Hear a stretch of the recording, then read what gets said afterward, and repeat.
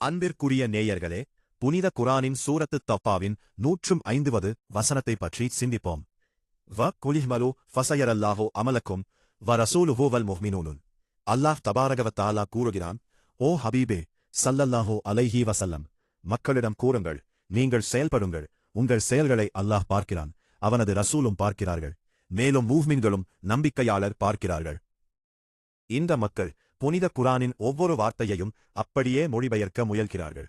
அவர்கள் அந்த முறையில் வார்த்தை மொழிபெயர்த்தால் ரசூலே கரீம் ஸல்லல்லாஹு அலைஹி வஸல்லம் அவர்களும் அனைத்து மூஹ்மின்களும் நமது செயல்களை பார்க்கிறார்கள் என்பதை அவர்கள் நம்ப வேண்டும்.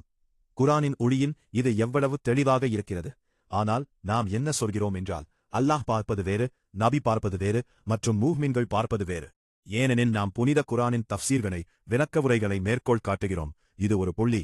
ஹாஃபில் இப்னு கசீர் இந்த வசனத்தின் கீழ் சில ஹதீஸ்களை பதிவு செய்துள்ளார். இந்த ஹதீஸ்கள் பல இடங்களிலும் பதிவு செய்யப்பட்டுள்ளது. இன்ன அமலக்கும் துரத அலா அஹாரிவிக்கும் வ அஷாயிரிக்கும்.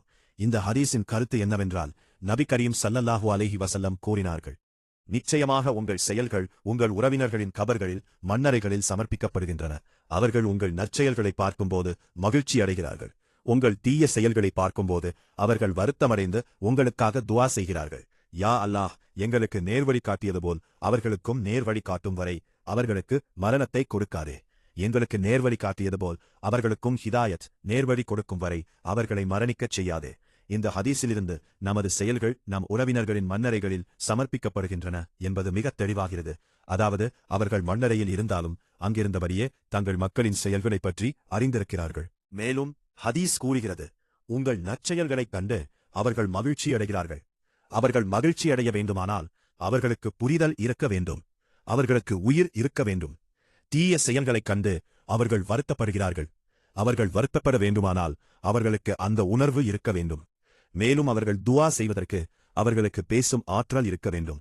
அந்த துஆ என்ன? ஈமானை பாதுகாப்பதற்கான துஆ. யா அல்லாஹ், எங்களுக்கு நேர்வழி காட்டியது போல் அவர்களுக்கும் நேர்வழி காட்டும் வரை அவர்களுக்கு மரணத்தை கொடுக்காதே.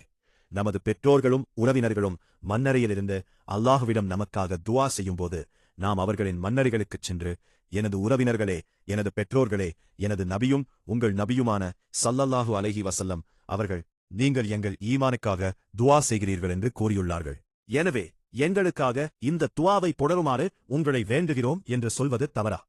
பெற்றோர்களின் துஆ மண்ணறையிலிருந்து நிரூபிக்கப்பட்டிருக்கும் போது, யா ரசூலுல்லாஹ் ஸல்லல்லாஹு அலைஹி வஸல்லம், எங்களுக்காக பாவ மன்னிப்பு தேடுங்கள், எங்களுக்கு ஷபாஆத் பரிந்துரை செய்யுங்கள் என்று சொல்வது எப்படி ஷிர்க், இணை வைப்பாகும்? நபி கரீம் ஸல்லல்லாஹு அலைஹி வஸல்லம் அவர்களின் வார்த்தைகளின் மூலம் பெற்றோரின் துஆக்கள் நிரூபிக்கப்படும் போது இது எப்படி ஷிர்காகும்?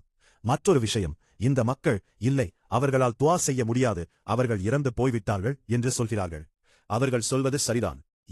ஏனென்றால் ஹதீஸ் கூறுகிறது, அந்த துஆ எங்களுக்கு நேர்வழி காட்டியது போல் அவர்களுக்கும் நேர்வழி காட்டு என்பதாகும்.